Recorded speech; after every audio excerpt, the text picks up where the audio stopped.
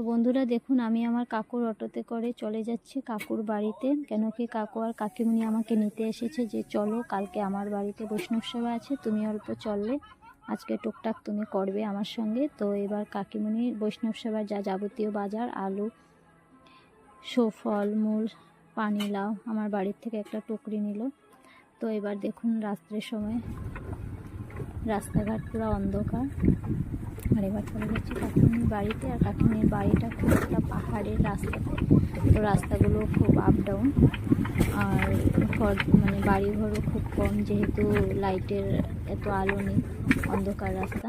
তো এবার এসে আমি পৌঁছে গেলাম, আর দেখতে পাচ্ছেন বাড়িতে কেউ নেই, আমি একা, কেন কি কাকিমুনি আবার কেউ বাড়িতে গিয়েছে অল্প নিমন্ত্রণ করতে। তো আমাকে বললো তুমি যাও আর জিনিসপত্রগুলো ঠিকঠাক করো। আর এবার এসে আমি সব জিনিসপত্রগুলো এখানে রেখে দিলাম, আর কালকে পূজার জন্য